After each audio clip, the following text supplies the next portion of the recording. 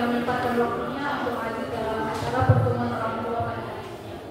Bersyukur kepada Tuhan atas berkat-Nya Tuhan sehingga kita masih boleh berkumpul dalam ruangan ini dalam acara kegiatan pertemuan orang tua laporan kegiatan siswa SMA.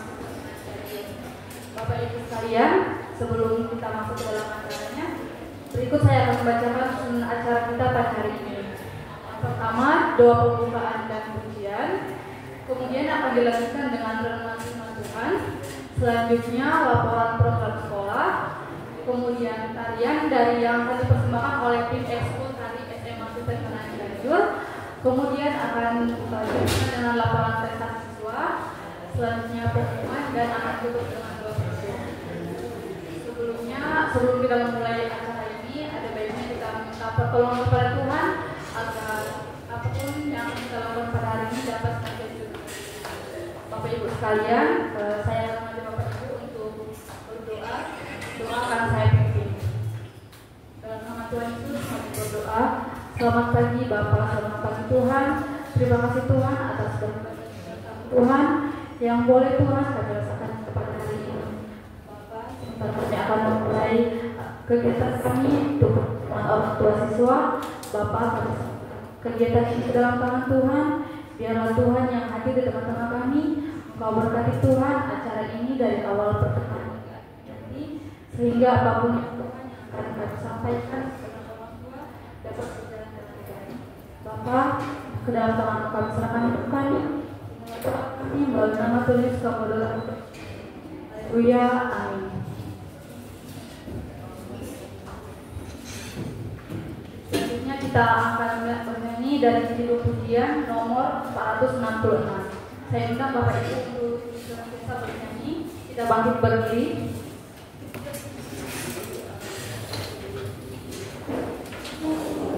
Dari Kidung Rohani nomor 466 tiap hari tiap waktu. Tiap hari ku dirinya kekuatan. 1, 2, 3 ya. Tiap hari ku dirinya kekuatan. Tuhan hadapi segala cobaan. Percaya Tuhan kan mencukupi. Ku takkan khawatir atau takut. Kemurahan Tuhan tiada batas. Beriku segala yang terbaik. Walau suka duka ku alami, ku selalu dalam damai. Selanjutnya Bapak Ibu, saya silakan duduk kembali. Selanjutnya kita akan mendengarkan renungan firman Tuhan yang akan dibawakan oleh Bu Lina. Kepada Bu Lina dipersilakan. Bapak Ibu, saya berdiri. Kita akan bersama-sama mendengarkan firman Tuhan sedikit yang diambil dari Amsal pasal 22 ayat yang ke-6. Saya akan bacakan untuk Bapak Ibu sekalian. Dalam nama Tuhan Yesus membaca Alkitab. Amsal pasal 22 ayat yang ke-6. Didiklah orang muda menurut jalan yang patut baginya, maka pada masa tuanya pun ia tidak akan menyimpang daripada jalan itu. Bapak Ibu yang terkasih dalam Tuhan, pendidikan bagi anak remaja itu adalah tanggung jawab yang sangat penting yang orang tua tentunya harus lakukan ya. Dan bersyukur pada Tuhan hari ini Bapak Ibu telah juga memberikan otorisasi ya atau wewenang kepada kami untuk kami masuk ke dalam bagian pendidikan bagi putra putri terkasih Bapak Ibu sekalian ya. Kami bersyukur menerima putra putri Bapak Ibu yang luar biasa. Kami melihat bahwa setiap anak yang hadir di sekolah perserkanan ini adalah anak-anak yang penuh dengan potensi, penuh dengan harapan. Oleh sebab itu, seperti di dalam kitab Amsal 22 ayat 6 dikatakan, didiklah orang muda menurut jalan yang patut baginya. Jadi ketika kita mendidik tentunya ada beberapa hal yang perlu kita perhatikan. Yang pertama adalah bagaimana kita perlu yang namanya komunikasi yang baik dengan anak kita. Kemarin kita sudah mengadakan parenting mengenai 1001 cara bagaimana kita bisa berkomunikasi dengan anak remaja kita. Karena hampir kalau kita mengadakan survei, kebanyakan anak-anak itu curhatnya lebih banyak kepada teman-teman, betul ya? Kemarin dari hasil pembicaraan dengan anak-anak juga seperti itu. Dan bahayanya apabila mereka berkomunikasi, mendapatkan pengarahan atau mendapatkan istilahnya saran itu dari temannya yang secara umum, bukan kita mengecilkan ya, tetapi mereka kurang pengalaman. Sedangkan orang tua itu adalah orang yang sangat mengerti kondisi dan keadaan anak kita. Jadi hari ini kita perlu mewaspadai akan hal ini ketika anak kita tidak bisa berkomunikasi dengan kita, bahkan tidak bisa berinteraksi secara mereka mendapatkan kesulitan, mereka mendapat kebahagiaan, itu akan memperhambat mereka dalam kita mengarahkan mereka. Itu hal yang pertama. Hal yang kedua, kita hari ini juga perlu yang namanya menanamkan nilai-nilai yang sangat penting, nilai-nilai dasar. Kita sebagai umat beragama tentunya pasti ingin anak-anak kita punya iman yang baik pada Tuhan. Terlepas agama kita apa, ya. Pasti ada harapan kelak mereka bisa menjadi anak-anak yang bisa membanggakan, bukan hanya kebanggaan secara dunia, tetapi mereka punya karakter yang baik, yang ketika menghadapi hidup mereka siap menghadapi dunia dengan segala konsekuensinya. Dan hal apa yang bisa membantu mereka kalau nggak berhasil, maka pentingnya kita menanamkan nilai-nilai tersebut. Dan mungkin nilai-nilai lain yang sifatnya itu menjadi support system juga, ya, nilai-nilai kemanusiaan, nilai skill, pengetahuan dan sebagainya. Jadi dasar hal-hal demikian juga kita juga tanamkan. Maka kenapa Bapak Ibu juga memberikan otorisasi sama kami? Kami ambil bagian dalam penanaman yang pertama masalah kerohanian, karakter, sosial emosional, kemudian praktikal, ya, masalah skill, kemampuan, pengetahuan dan sebagainya. Kami sangat bersyukur ya orang tua selama 1 semester ini sangat support mendukung kami, sehingga nanti kita akan melihat laporan bagaimana kegiatan sekolah itu dapat berjalan baik. Dan saya perhatikan, saya sangat bersyukur sekali kalau nanti Bapak Ibu melihat hasil prestasi anak-anak kita SMA, luar biasa ya. Kita kasih applause nanti buat anak-anak kita yang mereka berupaya. Setiap orang, hampir semua itu dapat prestasi.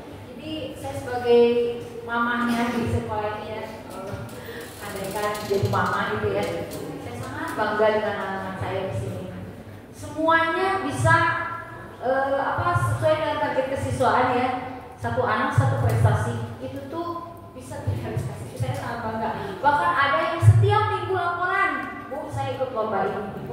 Jadi saya juga selaku kepala sekolah, saya sangat bangga punya guru-guru yang bisa support anak-anak kita untuk mereka punya kepercayaan diri mengikuti hal demikian.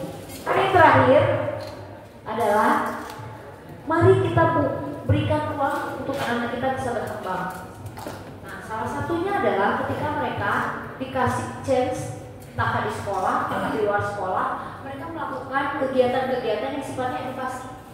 Termasuk puji Tuhan tahun ini kita bisa pergi study tour, ya. Mungkin ada sebagian pikir kenapa harus ada study tour? Main-main di sini aja. Bapak Ibu, untuk usia remaja, kalau mereka hanya ruang lingkupnya daerah yang terlalu dekat, nanti kurang mereka memiliki experience atau pengalaman yang lebih dalam.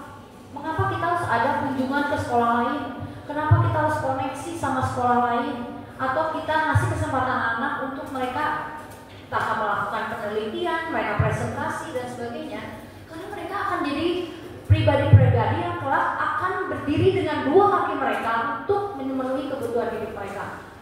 Dan kita berharap anak-anak kita tuh akan mandiri secara, bukan hanya secara kehidupan pribadi, secara finansial, dan juga kelak mereka bisa menjadi kepala-kepala keluarga bagi putra kita. Dan seorang wanita yang bisa menolong suaminya ketika mereka nanti menjadi seorang istri. Jadi betapa luar biasa ya kalau anak kita nanti kita melihat mereka bertumbuh sesuai dengan panggilan Kristus.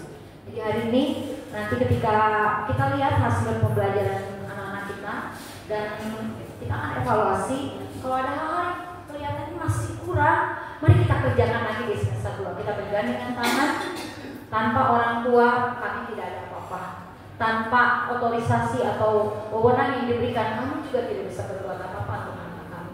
Jadi biarlah mari kita bersama-sama meningkatkan lagi apa yang menjadi pelayanan terbaik buat anak kita. Mari kita kalaupun anak kita hari ini belum mencapai standar yang kita harapkan, don't worry Bapak Ibu, karena masih ada kesempatan.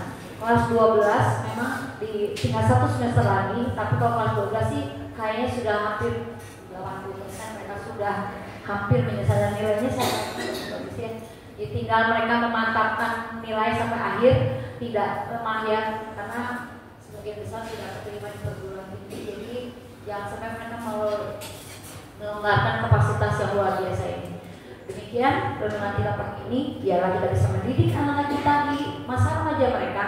Ketika mereka dewasa, mereka sudah siap menghadapi kehidupan mereka bersama Tuhan dan siap menjadi kebanggaan buat Bapak Ibu sekalian dan siap menjadi perangkat Tuhan yang mulia.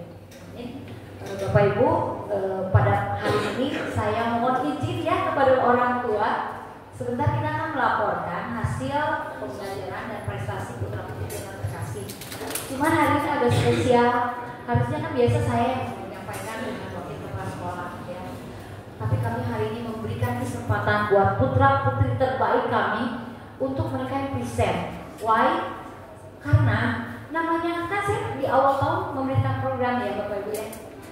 Tapi benar tuh dilakukan kan. Kalau saya laporan lagi bisa enggak atau aja boleh ngomong di depan campur udah waktu kerasa naon kayak saya suntik misalnya, nanti Bapak Ibu anaknya Bapak Ibu akan disuntik sama saya, tapi kan nggak ngerti pas saat suntik kan mungkin ada orang tua yang ikut hadir ya, selagi kita ngadain program.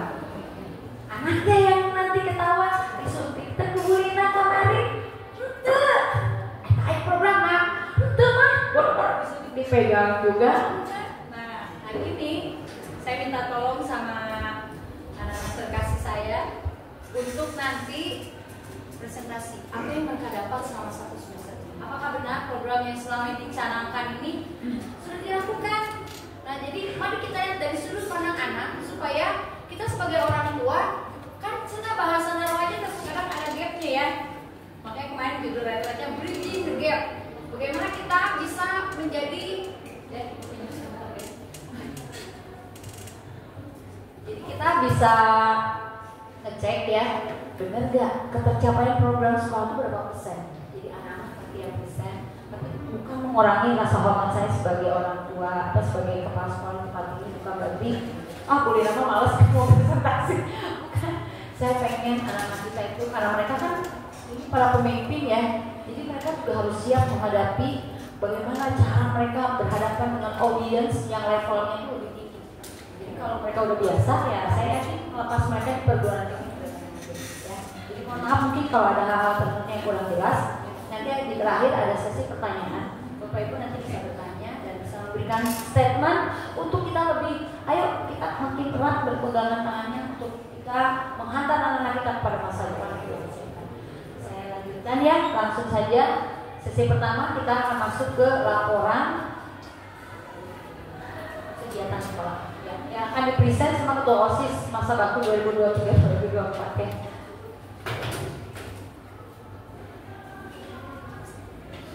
Oke. Baik, selamat pagi Bapak Ibu semuanya. Sebelumnya saya ucapkan terima kasih untuk kehadirannya Bapak Ibu telah menyempatkan hadir hari ini. Di pagi ini mungkin yang biasanya mami-mami masih di rumah ya, atau mungkin ada yang ke toko, tapi hari ini harus menyempatkan hadir. Saya ucapkan terima kasih banyak untuk kehadirannya. Untuk anak-anak tercinta pastinya mami telah menyempatkan hadir hari ini. Sebelumnya yang terhormat kepada Ibu Linawati selaku Kepala Sekolah, Bapak Oki selaku Wakil Kepala Sekolah, Miss Erita selaku Guru Bidang Studi, dan juga teman-teman yang terkasih di belakang saya dan juga di depan saya. Selamat pagi semuanya, salam sejahtera untuk kita semuanya. Izinkan saya hari ini ini untuk bisa menyampaikan sedikit tentang laporan kegiatan kita.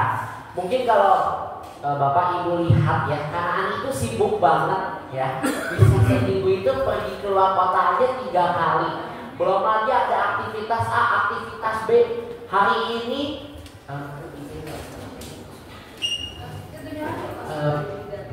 Bapak Ibu kalau seperti ini suara saya terdengar ya? Terdengar ya dibandingin pandemi asal upload gitu. Oke. Oke. Jadi Bapak Ibu ya, Kanaan itu memang sangat sibuk dengan berbagai macam aktivitas yang telah dirancangkan. Jadi bukan hanya sekedar pembelajaran yang mungkin zaman dulu gitu ya, satu arah saja, di mana guru hanya menerangkan kepada murid tanpa adanya banyak partisipasi dalam murid. Ya, tapi di sini di Kanaan kita berbeda. Jadi sebetulnya Bapak Ibu kalau dibicarakan memang sibuk memang, aktivitasnya sangat banyak memang. Tapi apakah aktivitas tersebut hanya membuat siswa capek atau mengalihkan dari pembelajaran akademis? Jawabannya adalah tidak. Karena saat ini mungkin yang diperlukan kita selain akademisnya harus kuat, tapi kita juga harus punya soft skill. Kita juga harus punya mungkin skill-skill yang nggak dipelajari kalau cuma dari pembelajaran dalam kelas aja, gitu. Terlebih kalau sekarang kita memaksa anak untuk pintar di satu bidang akademik itu agak susah gitu ya. Kamu harus pintar di matematika. Pasti anaknya bilang, Mama, saya nggak suka matematika, saya nggak bisa matematika. Dipaksa, ujung-ujungnya anaknya katanya nanti takutnya mental health. Nah sekarang sih kayak gitu. Nah di Kanaan sendiri kita bekalkan selain dari akademis kita tawarkan yang lain, yaitu non akademisnya, soft skillnya, begitu Bapak Ibu. Yang pertama, saya akan sampaikan terlebih dahulu mengenai implementasi kurikulum Merdeka. Jadi Bapak Ibu sesuai yang sudah diterangkan di awal ya, bahwa Kanaan itu sudah melakukan implementasi dari kurikulum Merdeka. Sebetulnya basisnya kurikulum Merdeka itu apa? Basisnya kurikulum Merdeka ini adalah memperbesar porsi anak dalam proses pembelajaran. Jadi nggak cuma yang gurunya doang ngomong terus panjang kelas, anaknya ada yang tidur, ada yang main game gitu ya. Tapi kita saat ini itu sebagian besar aktif di anaknya. Nah itu kan menjadi harapan kita juga ya Bapak Ibu ya, bahwa pastinya kita lebih mengharapkan anak kita lebih aktif, anak kita lebih bisa bicara, mungkin seperti itu ya. Nah di Kanaan sendiri itu sudah dilakukan. Dalam proses pembelajaran juga sama, kita sudah banyak menggunakan metode pembelajaran PBL. Kalau zaman sekarang disebutnya PBL, Problem Based Learning. Jadi kita itu pembelajarannya berdasarkan case, berdasarkan kasus, berdasarkan analisis kita. Jadi guru itu berperannya sebagai apa dong? Berperannya sebagai tutor. Justru Bapak Ibu, di sini kita menemukan banyak sekali hal positif. Dimana kalau kita lihat lagi aspek utama pembelajaran saat ini itu critical thinking. Kita harus bisa berpikir kritis. Nah, kalau cuma gurunya saja yang menerangkan, bagaimana kita bisa berpikir kritis? Nah, nantinya kalau cuma gurunya yang menerangkan, takutnya terjadi gap antara soal ulangan, ya ini sering alami seperti ini, dengan kita yang pelajarannya. Gitu. Karena soal zaman sekarang itu sifatnya hot itu high order thinking skill. Jadi yang analisis yang menjelimet. Kalau zaman dulu mungkin disebutnya soal cerita ya, tapi soal ceritanya lebih menjelimet gitu. Nah kalau kita cuma berdasarkan dengerin guru aja ngobrol atau dengerin guru aja menjelaskan, nah takutnya critical thinking kita itu nggak terlatih. Makanya karena sudah menggunakan program PBL, Problem Based Learning, di mana anak-anak itu dikasih ini misalnya, ayo anak-anak kita buka bab 1. Bab 1 kita buka, oke, yuk ibu kasih kasusnya. Atau teorinya paling sedikit, kayak fisika matematika kan kita nggak mungkin ya Bapak Ibu ya langsung mencari rumus sendiri, itu enggak. Dijelaskan dulu tentang rumus, setelah itu aplikatif rumusnya bagaimana, itu kita yang cari sendiri. Saya kasih contoh misalnya fisika. Fisika waktu itu kita belajar tentang korosi. Korosi itu kan berarti tentang pengaratan. Nah, mungkin kalau zaman dulu kita dijelasin tuh ya, apa itu korosi, bahayanya korosi, penyebabnya korosi. Saat ini kita tidak, tinggal Miss Eritanya bilang, oke kita hari ini akan mempelajari policy. Policy itu pada dasarnya utamanya ada intinya doang. Kemudian kita diberikan kesempatan untuk berkelompok, kita belajar berkelompok. Nah ini yang mungkin membuat anak lebih proaktif, lebih semangat juga dalam belajar. Jadi nggak bosen gitu ya di kelas tuh gitu-gitu aja. Nah itu dia yang menjadi positifnya implementasi kurikulum Merdeka di Kanaan Cianjur seperti itu. Oke, saya langsung masuk ke laporan kegiatan. Pertama saya akan bawakan dari bulan Juli sampai dengan Agustus, nanti September dan Oktober akan dibawakan oleh Niko, November oleh Niko lagi, dan Desember November oleh saya, dan Desember akan dibawakan lagi oleh Niko. Seperti itu. Jadi untuk bulan Juli Bapak Ibu kita mulai di tanggal 15 ya. Ini sudah akan kita sesuaikan. Mungkin Bapak Ibu di sini ada program yang sudah dijelaskan oleh Bu Lina pada saat awal. Ada juga yang tambahan. Jadi ada banyak sekali program-program tambahan yang dijalankan secara spontan, secara tiba-tiba, secara mungkin di luar pada saat rencana. Tapi tentunya kita pasti laporkan melalui surat edaran sebetulnya Bapak Ibu ya. Jadi yang pertama kita mulai sekolah itu tanggal 15 bulan Juli, itu mulai semester 1. Kemudian tanggal 16 itu kita mulai untuk MPLS ya. Di tanggal 15 itu kita mulai dengan student orientation hari pertama. Jadi istilahnya mah MOS-nya gitu ya. Zaman dulu teh MOS-nya. Jadi pengenalan siswa baru kelas 10 di SMA itu udah dimulai dari tanggal 15. Kemudian yang kelas 11 ya kelas 12 nya ngapain? Nah, kelas 11 kelas 12 itu kita ada distribution of textbook. Jadi di sini ada pendistribusian buku ya. Dan juga nah ini Bapak Ibu, di Kanaan sendiri itu ya banyak sekali tes-tes yang menunjang kita untuk bekal kuliah nanti. Salah satunya di awal banget kita masuk sudah diadakan talent mapping. Talent mapping itu kayak tes bakat minat Bapak Ibu ya. Mungkin kalau anak-anak suka melaporkan, suka sharing itu pasti udah lihat hasilnya. Itu diadakan oleh BINUS dan hasilnya sangat lengkap sekali. Luar biasa lengkap sekali. Itu di situ ada minat jurusannya kamu tuh apa, sifat kamu itu seperti apa. Bahkan saya sampai ketahuan ya, saya tuh katanya 100% extrovert katanya udah dites. Saya bilang kaget juga, saya pikir ada introvertnya sedikit, ternyata gak ada introvert ya. Saya extrovert 100%. Nah itu ketahuan di tes ini. Ini bukan hanya sekedar tes bakat minat, tapi juga kita dilihatkan bahwa ada beberapa aspek-aspek yang perlu ditingkatkan dari mungkin value diri kita, cocoknya kita di jurusan apa itu diadakan di talent mapping untuk kelas 10 dan kelas 12. Kenapa kelas 11-nya enggak?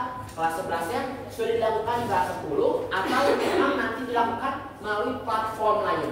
Karena tes bakat minat ini bukan hanya sekali, tapi berkali-kali. Nanti Bapak Ibu bisa lihat di bulan-bulan berikutnya. Kemudian MPLS dari tanggal 16 sampai dengan 17. MPLS ini sudah saya bisa pastikan. Kebetulan saya yang pegang pada saat itu saya masih menjabat sebagai ketua OSIS. Saya bisa pastikan MPLS ini jauh dari kata bully ya Bapak Ibu. Justru disinilah MPLS inilah momen anak untuk bisa mengenal sesama, momen untuk mengenal anak akan bagaimana cara belajar, metode belajar, terus bagaimana menemukan pola belajar, mungkin asas-asas dasar, peraturan dasar dari Kanaan Cianjur. Pastinya jauh dari kata bully, perpeloncoan dan lain sebagainya. Justru disinilah MPLS momen untuk anak bisa saling mengenal, bisa saling memiliki hubungan yang lebih erat terhadap teman-teman lainnya. Begitu. Kemudian di tanggal 18 dan tanggal 19 itu diadakan MOR, masa orientasi rohani. Jadi bukan hanya sekolahnya yang dikenalkan, tapi juga asas dari rohani Kanaan Cianjur untuk membangun iman di Kanaan Cianjur itu juga sudah dikenalkan di hari-hari awal masuk, yaitu di tanggal 18 dan tanggal 19. Dimana Bapak Ibu kita perlu sadari bahwa hanya iman saja yang bisa membentengi kita saat ini. Iman yang kuat hanya akan menjaga kita di dunia yang sekarang ini. Berbeda seperti dulu yang mungkin kita bisa ditakut-takutin, anak itu bisa diberikan ya istilahnya ditakut-takutin ya kalau zaman Bang lama gitu ya.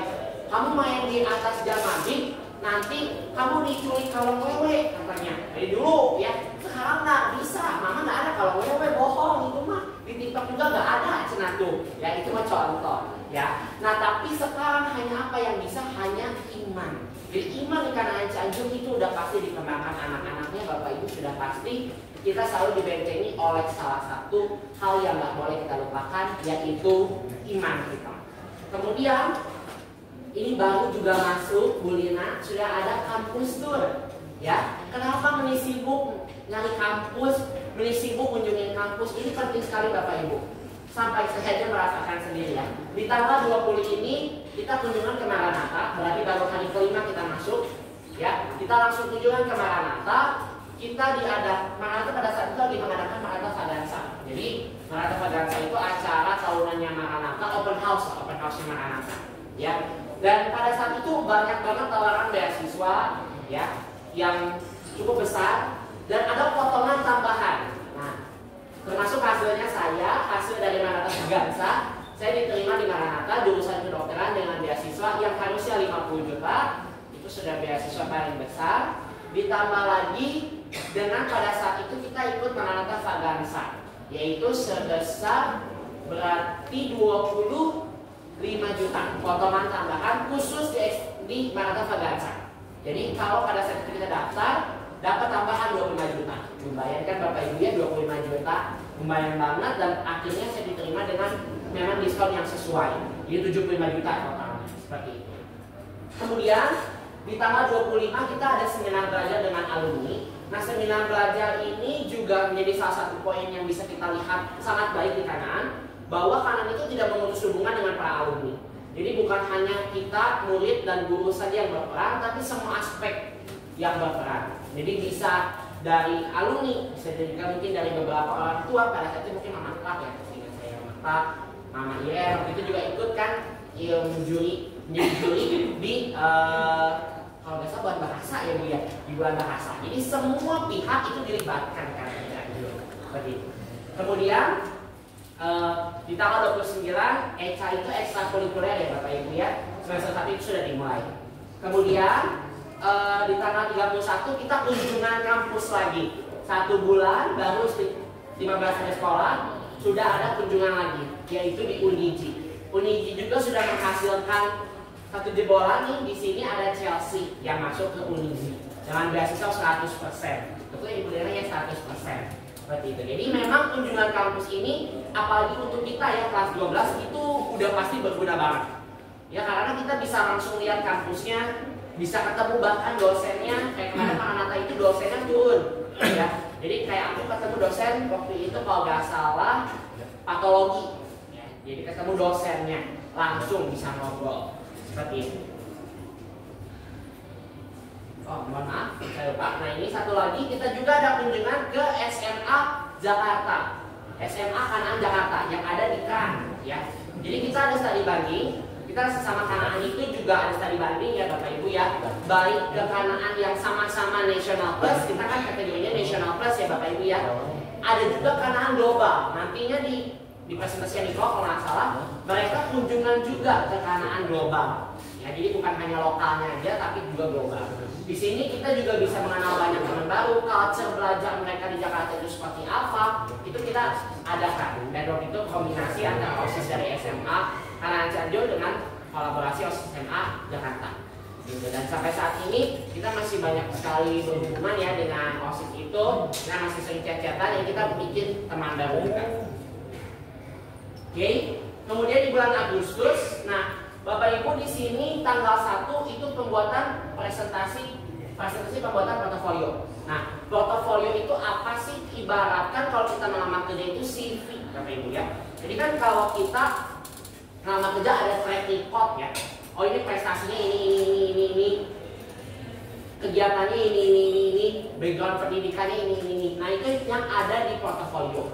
Nah, itu yang nanti digunakan untuk SLC. Kalau Bapak Ibu masih ingat, anak-anaknya pernah SLC. Nah, itu yang kita buat. Portofolio itu sebagai bentuk laporan dari sekolah kepada orang tua, juga bentuk bekal kita. Karena banyak juga loh universitas yang minta portofolio.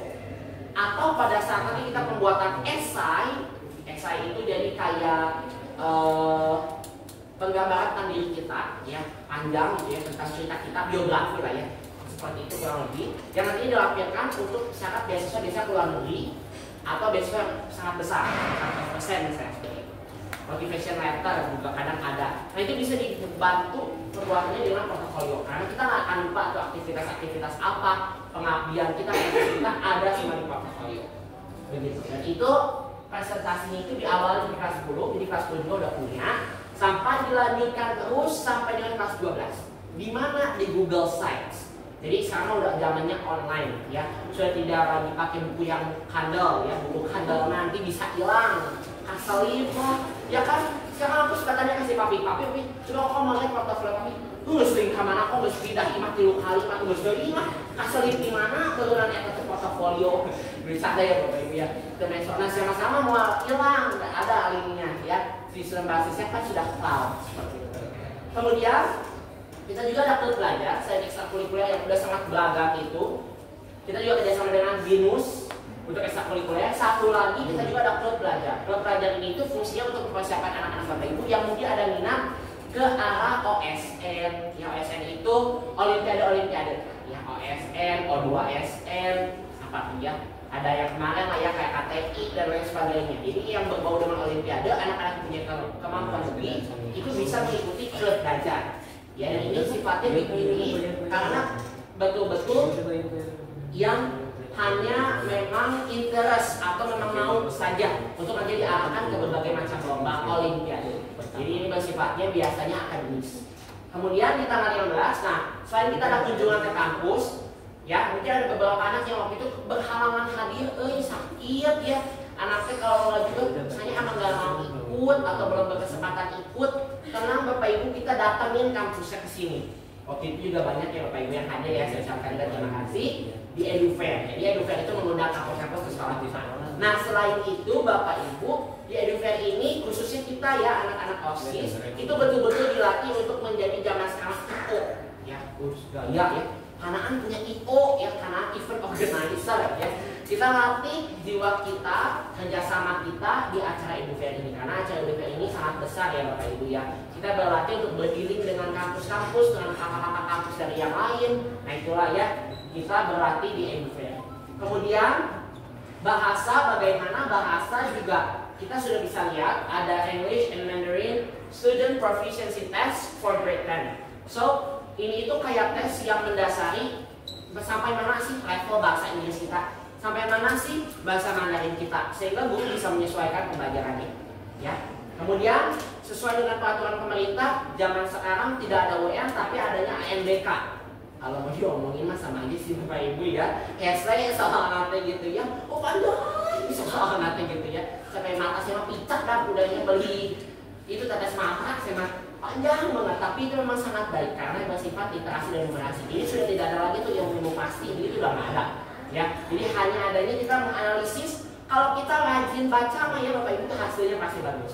Dan puji Tuhan ya, karena itu selalu mendapatkan nilai yang masih di atas rata-rata nasional. Jadi masih bagus sekali hasilnya. Berarti tingkat numerasi dan literasi di kanan itu masih sangat terjaga baik. Ya. Kemudian tanggal 26 dan 27 diadakan scout camping. Kebetulan waktu itu saya juga ketua panitianya. Puji Tuhan waktu itu diadakan di Pangsalatan, Bumi Perkemahan Pangsalatan di Cibodas. Semuanya berjalan dengan baik. Kita di situ dilatih untuk bagian kelas 12, pendidikan panitia, berlatih untuk sama ya, kerjasama, membuat event kreatif. Terus juga kita belajar untuk skill bertahan hidup seperti itu. Kalau itu saya menekankannya di situ, skill bertahan hidup. Karena kan kita nggak tahu ya bapak ibu ya. Misalnya ya istilahnya mana tidak gasnya bisa lah karena suluh mas gitu ya. Bisa lah pakai suluh gitu yang geber-geber. Ya itu yang kita ajarkan juga di scout ya. Kemudian di tanggal 28 itu ada kegiatan character building. Jadi kita juga bekerja sama dengan study center. Study center itu kan waktu itu bawain seminar bapak ibu ya, 1001 cara berkomunikasi dengan anak remaja kalau nggak salah. Nah ya judulnya itu, nah itu kita juga adakan untuk siswa. Ya jadi di sini bekerja sama dengan study center. Kemudian tanggal 30 kita ada aksi gizi bersama Puskesmas untuk melihat evaluasi nilai gizi dari kita, semangat gizi kita, pemahaman tentang gizi dari anak-anak Cianjur. Ya hasilnya mah sudah jelas atau bapak ibu ya, anak-anak Cianjur, anak Cianjur mah bergizi seimbang semuanya juga normal, senang ya, bagus ya. Aku udah ya bawa disuruh bawa bekal gizi seimbang, bawanya teh makaroni seputar telur, itu mah udah itu mas gizi seimbang pisan, jangan sampai kata si dokternya juga ya. Udah amazing lah anak Cianjur mah. Oke, gitu ya bapak ibu ya. Oke, berikutnya di bulan September akan disampaikan oleh Nicole.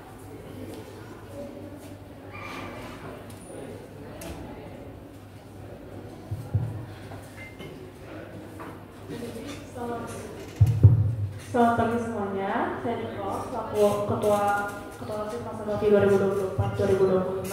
Jadi saya akan menjelaskan kegiatan di bulan September. Jadi pertama pada tanggal 2 sampai 11 September kami melaksanakan midterm exam atau penilaian tengah semester. Lalu pada tanggal 11 sampai tanggal 25 kami mengisikan survei mengenai kepuasan murid-murid terhadap sekolah.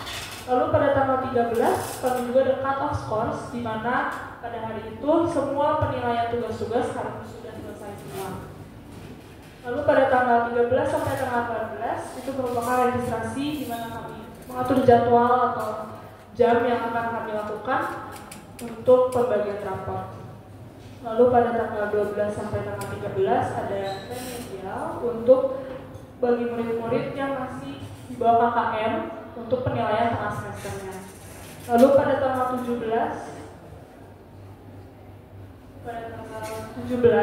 dan 17 sampai 18 ada class meeting dan juga ada learning seminar. Dan pada tanggal 19-nya ada seminar public speaking, di mana kami diajarkan untuk bagaimana cara berbicara di banyak orang. Dan juga pada tanggal 20-nya kami melaksanakan pembagian rapor.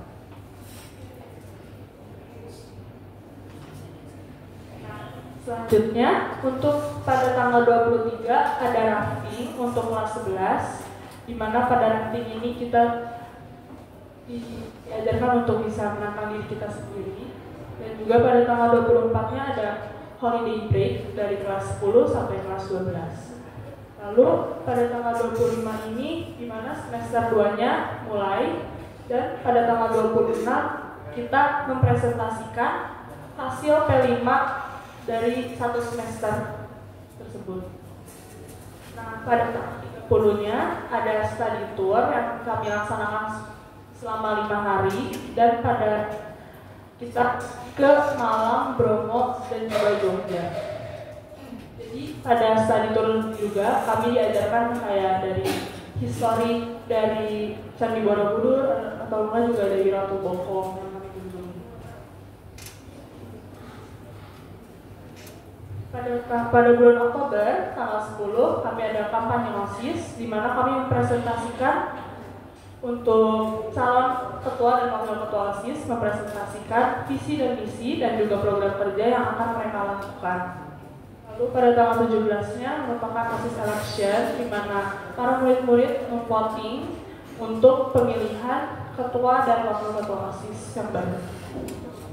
Pada tanggal 14 sampai 16 ada student immersion untuk grade 11, dan ini kita ke Kanaan Global School. Di sana kami bisa melihat kayak perbedaan cara pengajaran yang dilakukan di Kanaan Global School dan juga penggunaan bahasa yang mereka lakukan setiap harinya yang menggunakan bahasa Inggris.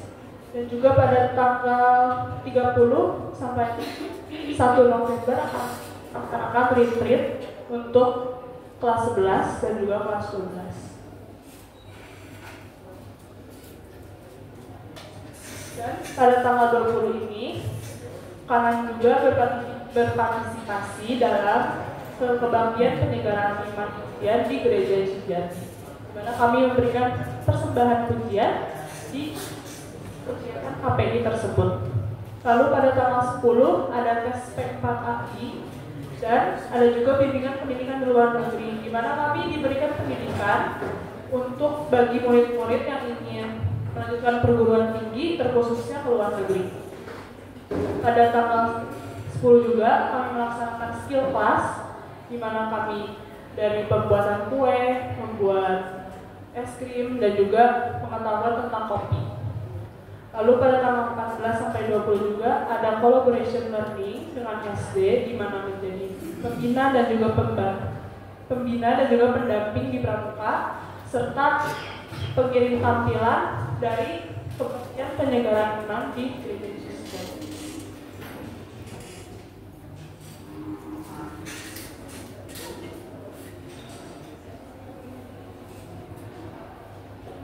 Oke. Kemudian lanjutkan lagi Bapak Ibu ya, di bulan November. Di bulan November ini kita dari tanggal yang tadi ya Bapak Ibu, dari tanggal 30 sampai 1 itu kita masih retret. Jadi di tanggal 1 November itu masih dilanjutkan dengan retret.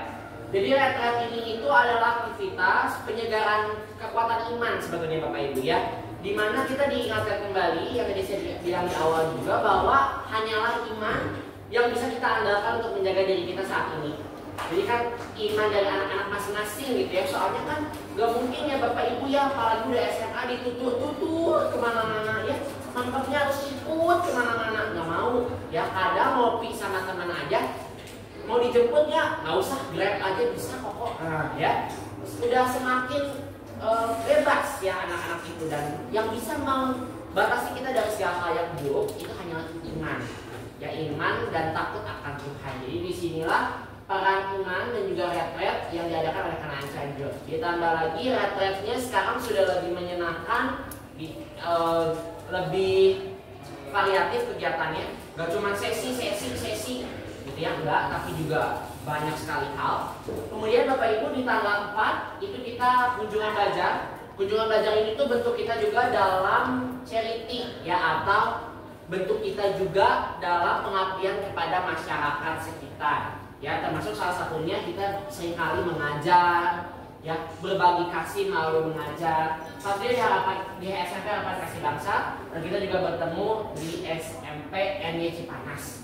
Ya. Kemudian di tanggal 6 itu ada presentasi P5 untuk kelas 10. Jadi P5 ini juga bagian kurikulum baru ya dari kurikulum Merdeka. Jadi dalam kurikulum Merdeka itu ada P5.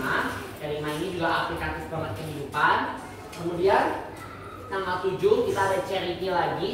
Jadi Bapak Ibu tenang aja ya, semua aspek di kanan itu dikembangkan. Gak cuman dari aspek akademis, non akademis, tapi juga dari mental, dari kerohanian, kepedulian sesama, itu udah pasti dikembangkan. Kemudian ada social skill class juga, by study center lagi. Kemudian tanggal 11-nya dilantik OSIS baru masa bakti 2024-2025. Yaitu ketuanya Nicole dan juga wakilnya Jason yang menggantikan saya dan juga Aldris di masa OSIS sebelumnya 2023-2024. Kemudian, nah ini ya yang kemarin menjadi trending topik di Instagram ya, papa-papa merespon sangat baik ya, karena biasanya hari ibu ya, Happy Mother's Day, sekarang mah Happy Father's Day ya Bapak Ibu ya. Ini udah lama nggak dirayakan, tapi kita rayakan waktu itu. Acaranya juga luar biasa ya. Sangat mengandung, mungkin bukan bawang lagi ya Bapak Ibu, tapi sudah racikan antara bawang dan juga cabai ya. Udah nggak tahu berapa ratus tisu ya gitu ya yang habis. Jadi padukan juga dengan Hari Kesnas ya, Hari Kesehatan Nasional. Pada saat itu OSIS yang baru yang sudah membuat acara yang luar biasa ini. Kemudian di tanggal 12 juga kita ada kunjungan belajar di SMP Pusaka ya. Jadi dalam setahun itu memang bisa ada beberapa aktivitas yang cukup padat ya. Di tanggal 12 ini kita ada kunjungan belajar di SMP Pusaka Cilajang, mirip dengan kunjungan belajar di SMP Harapan Kasih Bangsa. Intinya kita dilatih untuk bisa berbagi kasih, mengajar, berbagi ilmu, dan salah satunya melatih public speaking ya Bapak Ibu ya tentunya. Kemudian di tanggal 13 itu ada asesmen bakat minat, nah yang tadi ya. Jadi ada beberapa berkali-kali tes yang bisa memastikan bahwa kita tuh cocok nggak sih sebenarnya di jurusan kita ya. Dan puji Tuhan ya, kalau saya sih di asesmen bakat minat udah lihat hasilnya match, hasilnya kedokteran sama. Jadi ya berarti tesnya betul-betul valid. Jadi mungkin bagi anak-anak Bapak Ibu nih yang kelas 11 yang belum punya keyakinan di mana, tenang aja, nanti di kelas 12 ditentukan lagi, dites lagi juga dengan berbagai macam tes. Cuman bedanya mungkin kalau yang sudah di akhir-akhir seperti ini, biasanya program early bird-nya udah tutup, alias diskonnya jadi kecil. Ya yang penting kan namanya diskon ya kan, juga memikirkannya ke situ lah ya, diskon. Jadi baik kalau dari sekarang sudah mulai bisa diarahkan. Tapi tenang, kalau belum pasti, belum sure nanti mau jurusan apa, nanti dites, dibantu dites, dan bisa dilihat ada referensi di situ. Kemudian tanggal 14 itu ada seminar komunitas ya. Jadi kita melihat bagaimana sih komunitas itu bisa ada, dan ini juga merupakan bagian dari P5. Ya waktu itu pembicaranya saya dan juga Miss Susan. Begitu. Di tanggal 14 juga kita ada seminar motivasi. Nah, yang tadi saya bilang ya Bapak Ibu, jadi kegiatan kanan itu bisa sehari berbagai macam kegiatan, ya. Dan di tanggal 15-nya itu kita selesai ekstrakurikuler, jadi cut off ekstrakurikuler ya. Jadi ekstrakurikuler yang diadakan kanan itu sudah selesai. Kemudian di tanggal 21-nya kita ada P5 lagi. Jadi P5 penilaian P5 dari kelas 10 dan juga kelas 11 ya. Kemudian di tanggal 21-nya ada seminar motivasi I am good enough, ini dibawakan oleh psikolog. Jadi seminar-seminar ini tuh fungsinya buat apa sih? Ini tadi mengingatkan kita dari semua aspek ya. Akan ada dari sama siswa, ada dari alumni. Kalau Am I good enough ini kan dibawakan oleh psikolog ya. Miss Patrice, psikolog yang waktu itu bawain talk show juga, harus sering lah ya. Miss Patrice sudah terkenal ya di Cianjur Mas. Di Kanaan Maya udah terkenal. Nah itu dibawakan oleh psikolog. Jadi betul-betul melihat dari bagaimana value diri kita dibangun, bagaimana kita membangun value diri kita, sebesar apa value diri kita dan menghargai value diri kita. Itu yang dibawakan. Kemudian di tanggal 22 ada student clearance. Nah ini juga yang saya suka dari Kanaan. Ya biasanya anak-anaknya sok capek ya, sok ngeluh, dikejar-kejar tugas sama gurunya. Ya, mama belum tugas belum. Kali kalau udah pengennya liburan gitu ya. Oh udah beres mites kan atau udah beres UAS kan biasanya kita udah mikirnya pengen libur main gitu ya. Nah biasanya masih dikejar-kejar tugas tuh kalau nggak ada student clearance. Tapi ada student clearance. Student clearance ini itu satu paper isinya semua mata pelajaran. Harus kita tantangan ke guru bahwa tugasnya sudah lengkap semua aspek. Ya ini udah nggak ada lagi kejar-kejaran tugas. Ini belum itu nggak ada lagi. Kalau nggak lengkap mohon maaf nggak bisa ikut PAS. Bagi saya bukan masalah ketegasannya, bukan masalah jadinya kesannya mengancam, tapi ini sudah jelas poin yang sangat baik bahwa ya kita responsibility kita. Ya kalau mau ikut PLS ya selesai, membentuk kita tanggung jawab kita tuh bagaimana. Gitu. Kalau belum beres ya nggak bisa ikut PLS, tapi kalau sudah beres kan lebih enak. Buktinya ya kita sekarang lebih free ya Bapak Ibu ya, nggak ada lagi dikejar-kejar tugas. Raport pun pasti nilainya terisi. Nggak ada nilai 0 itu pasti nggak ada di rapor. Karena kalau 0 itu berarti ya student clearance-nya ya kemungkinan besar antara anaknya udah dipintain lagi belum, tetap akhirnya tidak mengumpulkan, atau ya memang ya pada akhirnya memang dikosongkan gitu. Maksudnya anaknya memang tidak mau mengerjakan gitu. Hanya bisa seperti itu. Kemudian tanggal 25 sampai 5 itu asesmen sumeratif akhir, jadi kita ada PAS ya. Dan tanggal 25 kita juga merayakan National Teachers Day ya, mengucapkan Teachers Day dan ya, oke. Jadi sekali lagi sama.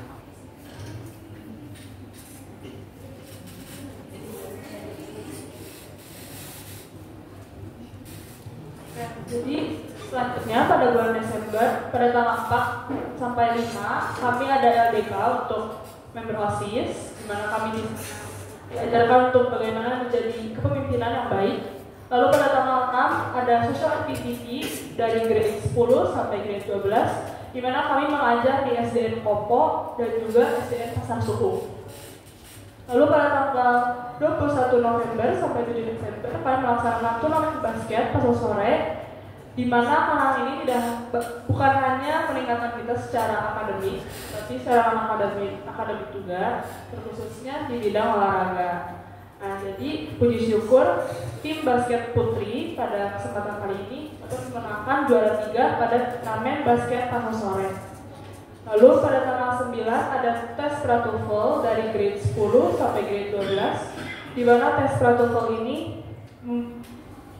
membuat kita untuk melihat bagaimana kemampuan kita dalam berbahasa Inggris, dan juga untuk grade 11 dan grade 12 dapat membandingkan hasil yang mereka raih dari tahun sebelumnya. Untuk tanggal 11 ada juga public speaking training, di mana kami dilatih kembali dalam public speaking dari penggunaan intonasi dan juga power yang harus digunakan. Lalu pada tanggal 12 ada class meet, dan class meet ini merupakan class meet pertama dari OSIS yang baru. Lalu tanggal 13 juga ada motivation camp untuk grade 12, di mana anak-anak sudah mengimplementasikan personality trait dalam para murid-muridnya. Dan personality trait ini dibagi menjadi 4, ada eager to help, courteous, passionate, dan juga trustworthy. Lalu pada tanggal 16 atau hari ini kami ada pertemuan orang tua dan juga pembagian rapor. Dan untuk tanggal 17 Desember sampai 6 Januari ada holiday buat students.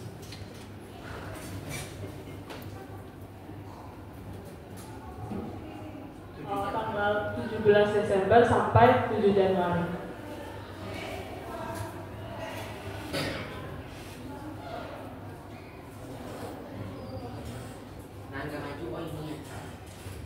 Oke, Bapak Ibu. Ya Bapak Ibu, ini bentuk ini ya bentuk dokumentasi ya. Jadi kita juga gak dipisahin ya anak-anak ya. Jadi memang ada bukti-buktinya dan ini semuanya pasti sudah boleh lampirkan di apa tadi surat edaran ya, circular letter ya. Di circular letter itu udah pasti ya Bapak Ibu ada yang seperti ini sih biasanya bentuk-bentuknya seperti ini. Di circular letter di paling bawah biasanya ada di lampiran. Jadi memang circular letter itu juga pusat informasinya kanaan. Jadi mohon Bapak Ibu untuk selalu membaca circular letter seperti itu. Kemudian, nah ya ini ya, ini kemarin LDK, ya ini ada juga apa? Untuk acting dan ini pembelajaran di Kanaan Global School. Ya. Ini ada basket, crossfitting, di camping, ya. Meskipun nggak ada saya. Ini yang kemarin ya Bapak Ibu ya, yang kita bentuk dari collaboration ya bersama Kanaan Jakarta. Yang pakai biru-biru seperti ini dari Cianjur, yang nggak pakai biru-biru itu dari Jakarta. Ini ada sih awal-awal aja nyasar sendiri. Ya mau pindah kayak di Jakarta ya Bapak Ibu. Dan ini tentang motivasi seminar dan lain sebagainya. Baik, sebelum kesini mungkin izinkan saya menutup presentasi pada hari ini. Jadi Bapak Ibu, kesimpulannya, semua program ikanan itu sangat bermakna bagi kita. Tidak ada satupun program yang mungkin bagi saya sia-sia seperti itu ya Bapak Ibu ya. Karena selalu ada value, selalu ada makna, selalu ada hal positif yang bisa kita ambil dari setiap kegiatan PKN Cianjur. Memang mungkin terlihatnya ini anak capek banget, banyak banget ini ya udah kesini kesana. Memang betul Bapak Ibu, saya akui ya namanya hidup ya Bapak Ibu ya, capek, jadi juga capek. Cuman ya namanya mau meraih sesuatu yang hebat itu kan ada usahanya, dan inilah usaha yang diberikan kanan buat kita ya. Dan tentunya dengan kegiatan-kegiatan ini prestasi akademis tidak ditinggalkan, pembelajaran tetap dilaksanakan dengan sangat maksimal, namun sifatnya bisa fleksibel. Nah itu yang luar biasa aja di Kanaan ya. Jadi enggak, gurunya itu enggak ngejar-ngejar gitu loh. Yuk ini kita bahasnya bab 2 harus sampai bab 4. Ayo kerja, nggak perlu. Gurunya sudah bisa menyesuaikan dengan kegiatan yang luar biasa banyak ini, sehingga pembelajarannya tetap efektif, kegiatan tetap dapat, anak happy. Ya, soalnya kalau kita tanya ya Bapak Ibu ya, mending belajar, mending kegiatan. Pasti 85% anak jawabnya mending kegiatan. Oh pasti itu mah ya. Saya juga jawab pasti kegiatan. Dari dibandingin belajar di kelas. Tapi tenang Bapak Ibu, pembelajaran di kelasnya juga kan tadi saya udah bilang sifatnya lebih menyenangkan. Karena bentuknya biasanya kita discussion, FGD, fokus group discussion, dan juga PDL. Lebih banyaknya seperti itu. Begitu. Jadi sekian presentasi dari saya untuk kegiatan dari Kanaan Cianjur. Harapannya Bapak Ibu bisa mengerti dan juga bisa menerima laporan dari kami Sekolah Pesantren Kanaan Cianjur dari jenjang SMA akan kegiatan yang telah kami laksanakan. Semoga kedepannya kita juga bisa lebih banyak lagi aktivitas kegiatannya ya Bapak Ibu ya. Mungkin pergi-pergi juga lebih banyak lagi.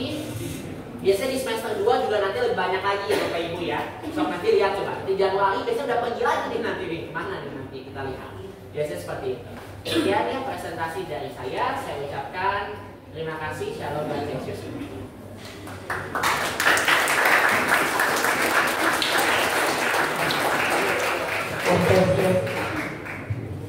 Baik, terima kasih kepada Darren selaku Ketua OSIS Masa Bakti 2023-2024 dan juga Nicole selaku Ketua OSIS Masa Bakti 2024-2025 yang sudah mempresentasikan laporan program sekolah SMA Kristen Kanan Cianjur. Boleh Bapak Ibu, saya undang Bapak Ibu untuk memberikan aplaus kepada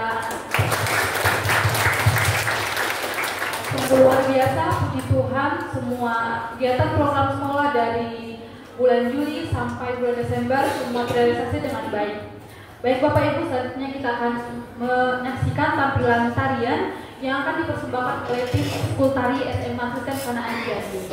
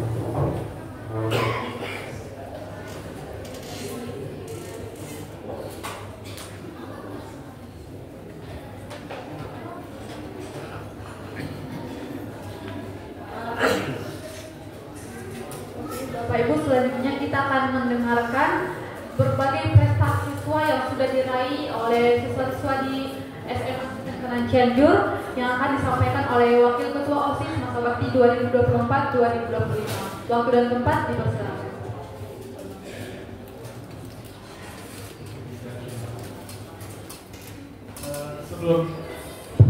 Sebelumnya selamat pagi kepada Bu Lina selaku Kepala Sekolah SMA Kristen Kanan Cianjur, kepada Oki dan Miss Erita, dan juga kepada orang tua siswa yang telah hadir saat ini.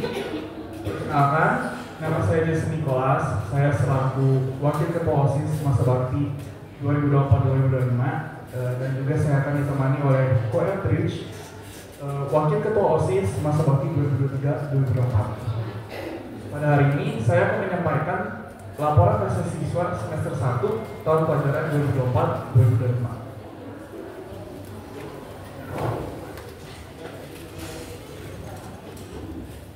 Sebelum saya memperlihatkan prestasi siswa, saya akan menyampaikan bagaimana kanan terhadap prestasi siswanya.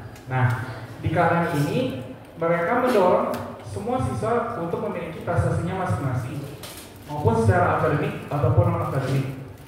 Tentunya hal tersebut dilakukan untuk pengembangan skill dan pengembangan potensi murid yang maksimal.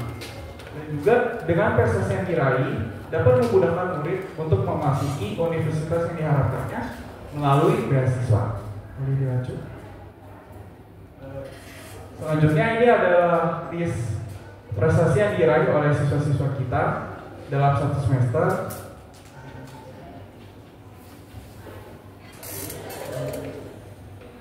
Nah, jadi dalam satu semester ini kita telah mencapai lebih dari 200 prestasi. Lebih dari 200 prestasi. Nah, prestasi itu.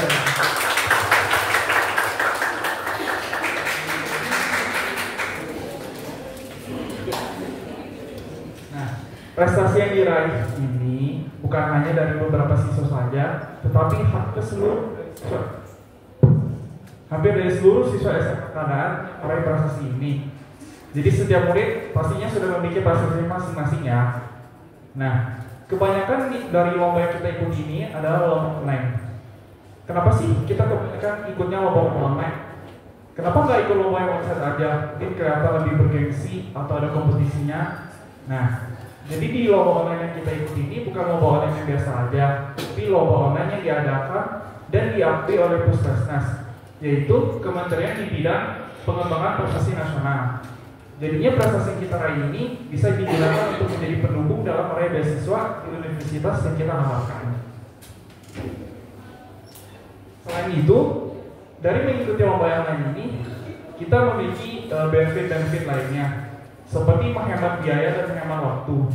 Contohnya kalau ikut lomba di luar kota, itu kan pasti memakan biaya transportasi, biaya konsumsi. Nah, kalau ikut lomba online, kita tinggal kerjain menggunakan HP dan diri kita langsung. Ini ada list prestasi yang baru saja diraih. Mungkin ada anak bapak dan ibu di sini.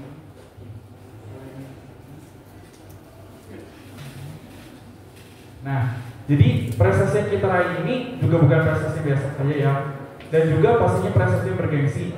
Contohnya yang diraih oleh teman saya, Naomi kelas 11. Itu meraih juara kedua dari 700 peserta di bidang bahasa Indonesia. Dan juga oleh kakak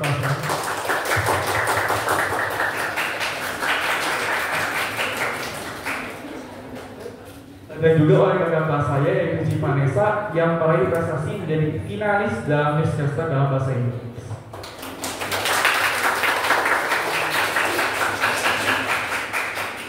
Tentunya prestasi-prestasi yang kita raih ini tidak akan terjadi apabila tidak oleh kanan itu sendiri. Selanjutnya akan dilakukan oleh Eldridge.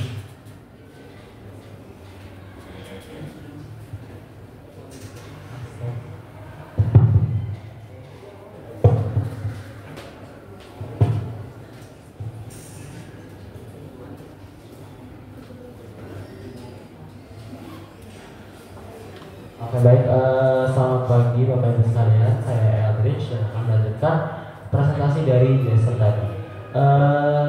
Jadi selain dari bidang akademik yang tadi kita sudah sampai mendapatkan kurang lebih 200 lebih prestasi, sekolah juga sangat mendukung dan mendorong siswa-siswinya untuk meraih prestasi di non akademik. Kami juga banyak diikutkan lomba-lomba non akademik yang memperbentuk dalam bidang olahraga, bidang seni bela diri dan lain-lain.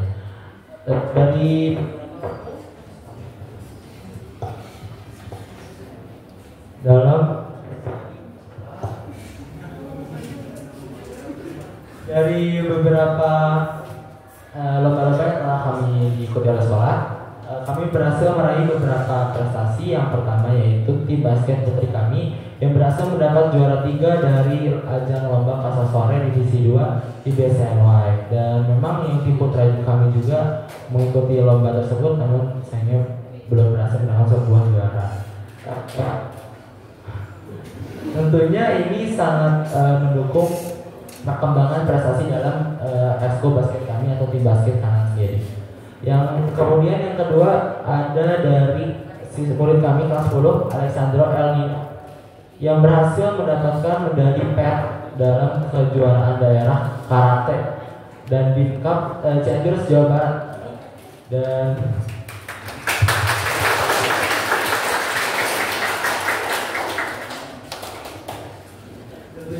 tentunya ini sangat mendukung perkembangan prestasi dalam bidang non akademik karena banyak sekali siswa-siswi kami yang juga sudah diberikan kesempatan untuk mengikuti lomba-lomba non akademik ini. Namun inilah beberapa hasil yang didapatkannya. Oke. Selanjutnya, mengapa sekolah ini sangat mendorong siswa-siswinya untuk setidaknya memiliki satu orang setidaknya memiliki satu prestasi? Ada beberapa alasan, karena sekolah juga mengerti bahwa dampak prestasi ini sangat penting bagi siswa-siswi. Yang pertama, pengembangan bakat. Setiap murid atau setiap siswa atau setiap siswi pasti memiliki sebuah bakat atau talenta mereka masing-masing, dan bakat talenta masing-masing tersebut harus dikembangkan dan melalui lomba-lomba tersebut. Sering mengikuti lomba sering berarti aja.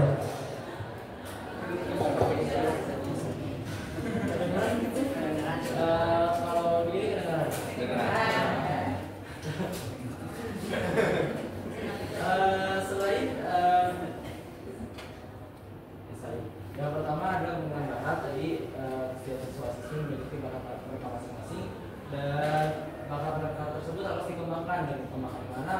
Wadahnya itu lomba-lomba tersebut. Sering mengikuti lomba-lomba tersebut, pastinya bakat-bakat mereka akan lebih berkembang ketimbang yang tidak mengikuti lomba-lomba. Kemudian yang kedua, pendalaman pemahaman materi. Ini juga bisa baik dalam hal akademik ataupun non akademik. Maksudnya kalau misalkan dalam akademik, ketika kita belajar dari guru-guru materi yang telah diajari oleh guru-guru pembelajaran setiap sehari-hari seperti itu, mungkin tidak akan sedalam itu, tapi maksudnya setiap siswa itu tidak akan mengerti dengan cepat. Dengan mengikuti lomba-lomba tersebut, pastinya kita akan lebih mendalami pemahaman materi-materi tersebut, atau pemahaman materi itu diuji dalam mengikuti lomba-lomba seperti lomba olimpiade online tadi atau lomba olimpiade OSN dan lain-lain. Dan ini juga pastinya sangat penting bagi perkembangan prestasi siswa-siswi.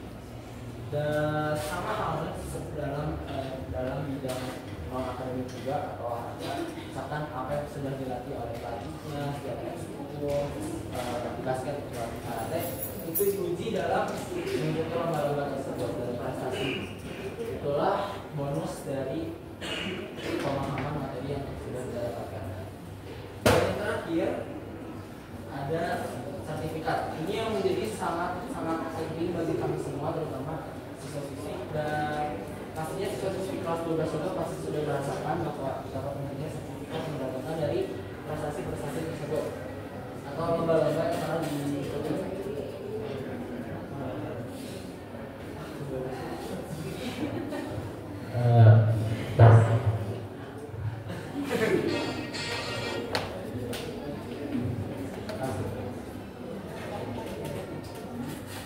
Jadi sertifikatnya sangat penting bagi siswa-siswi kami untuk kampus impian Universitas impian ternama mereka. Universitas impian ternama mereka. Di mana setiap universitas pastinya mempunyai asesmen prestasi, dan dilihat dari mana? Dilihat dari prestasi yang buktinya yaitu berbentuk sertifikat. Ini sangat berguna untuk beasiswa juga, untuk mendapatkan beasiswa yang besar. Sertifikat juga pastinya dilihat oleh universitas tersebut. Saya juga sendiri merasakan hal ini sangat berguna, di mana saya berhasil mendapatkan beasiswa 40% di UPH.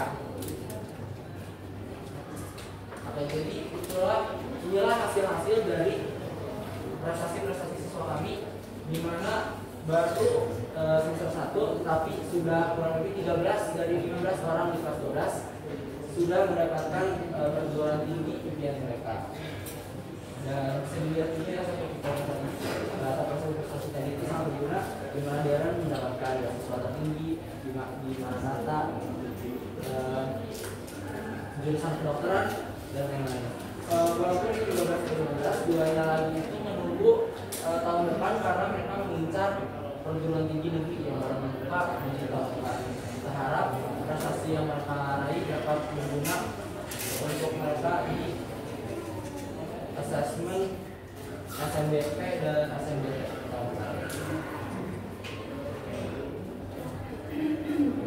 Baik, kurang lebih itulah laporan dari prestasi siswa kami selama semester 1. Bila ada yang kurang mungkin bisa ditanyakan nanti di sesi pertanyaan. Terima kasih.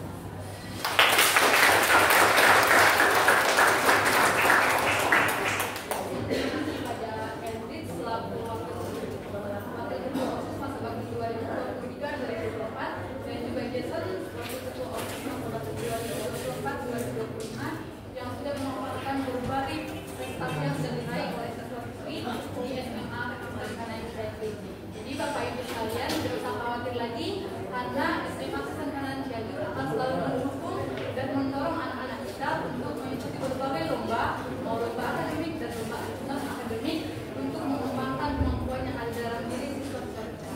Tentunya ada beberapa yang akan disampaikan oleh Pak Oki, kepada Pak Oki. Selamat pagi Bapak Ibu, semoga sehat ya Bapak Ibu ya. Ini sebenarnya sesi terakhir sebelum pembagian rapor. Nah, izin menyampaikan untuk penghargaan atas tinggi. Ini yang ditunggu anak-anak. Kalau tadi sudah disampaikan oleh Hendrix, itu prestasi yang dari kejuaraan luar, di mana anak-anak kita harus berlomba dengan 700 siswa di sekolah yang lain, 1000 siswa. Nah, sekarang ini mereka berlomba dengan siswa di lingkup mereka sendiri, di kelas mereka sendiri. Ya, kalau dilihat di sini ya, walaupun mereka berlomba, mereka mendapatkan juara yang terbaik, tapi mereka tetap saling, ini ya Bapak Ibu ya, masih tetap saling bisa menghormati satu sama lain, masih tetap bisa mendukung satu sama lainnya. Nah, sekarang prestasi yang akan sampaikan di prestasi di kelas 10 di pendidikan agama Kristen. Sena Felicia Haryanto.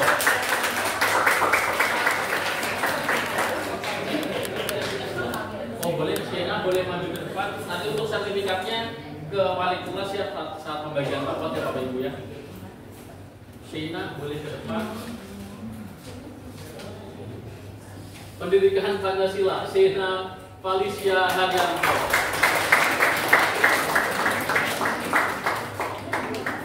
Bahasa Indonesia masih Sena Felicia Haryanto. Matematika Alexandra Lino.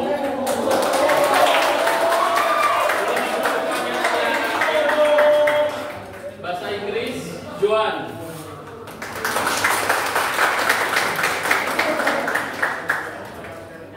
PJOK Vino.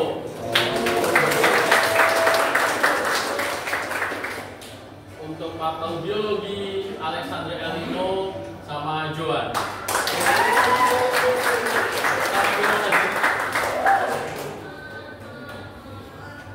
Untuk fisika Joan, Vino, Clarence,